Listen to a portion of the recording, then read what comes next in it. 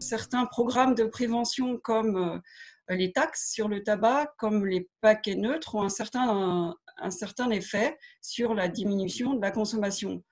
En dehors, évidemment, du tabac, il y a d'autres facteurs de risque qui ont été ciblés et qui font l'objet de campagnes de prévention comme relativement efficaces, comme par exemple récemment l'affichage des Nutri-Score qui sont pris en compte par la population. Donc ça fait partie donc des éléments importants de la politique de santé publique. On peut dire qu'il y a des faiblesses dans la politique de prévention, notamment les ressources dédiées à la prévention sont relativement plus faibles que dans d'autres pays.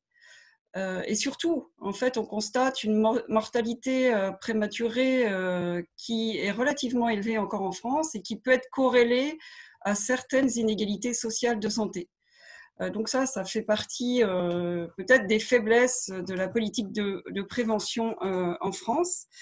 Par ailleurs, il existe d'autres faiblesses, hein, c'est qu'on a une connaissance insuffisante des déterminants des comportements à risque des personnes et donc on doit améliorer cette connaissance par le développement de programmes dédiés et surtout leur évaluation systématique avec des méthodes qui ont été prouvées et qui sont mises en place dans de nombreux contextes, dans d'autres pays en particulier qui ont développé des politiques depuis longtemps et qui commencent à être développées en France. Donc, il existe donc des forces et des faiblesses et il est temps sûrement de chercher à pallier ces faiblesses.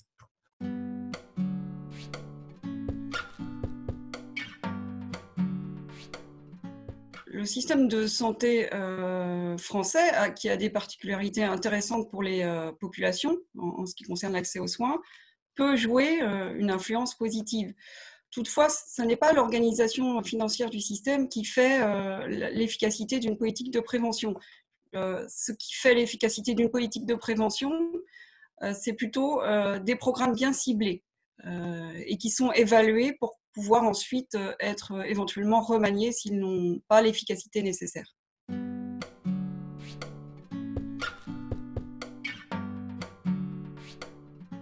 Les programmes de prévention nationale ont montré une certaine efficacité. On a parlé du tabac précédemment, de la lutte contre le tabac, de la lutte contre certaines addictions.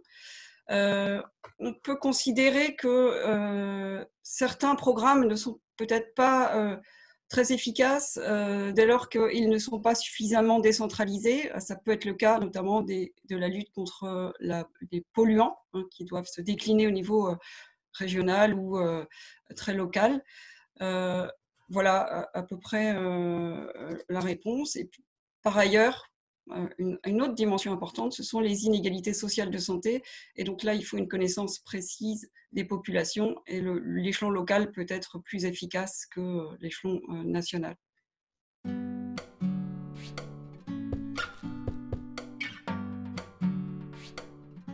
Les politiques nationales elles donnent l'impulsion de la santé publique, des politiques de prévention, tandis que l'échelon local permet une déclinaison plus efficace des politiques de prévention dans certains secteurs. Par exemple, quand les comportements à risque se doublent d'une problématique de défavorisation sociale, l'échelon local peut être plus pertinent.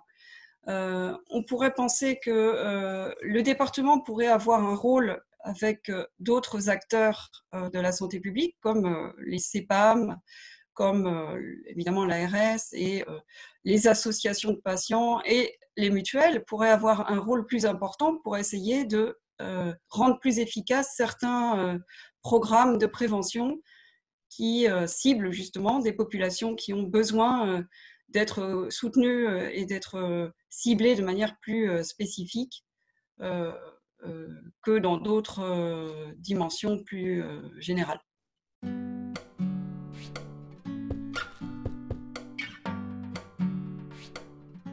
Alors, concernant les innovations qui ont marqué le champ de la prévention sanitaire, on peut faire état, par exemple, de l'article 51 de la loi de financement de la sécurité sociale de 2018, me semble-t-il, qui a permis d'expérimenter des innovations en termes de santé publique et de les évaluer de façon systématique. Donc ça, c'est quelque chose qui est important et qui, évidemment, n'a pas donné tous ses fruits pour l'instant.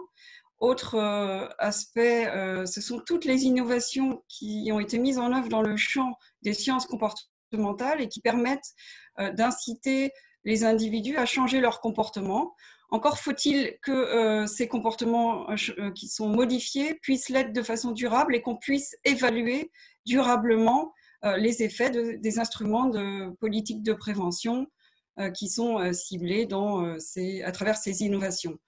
En effet, la prévention doit s'évaluer dans le temps et il n'est pas toujours évident de connaître les effets finaux des programmes qu'on a mis en œuvre.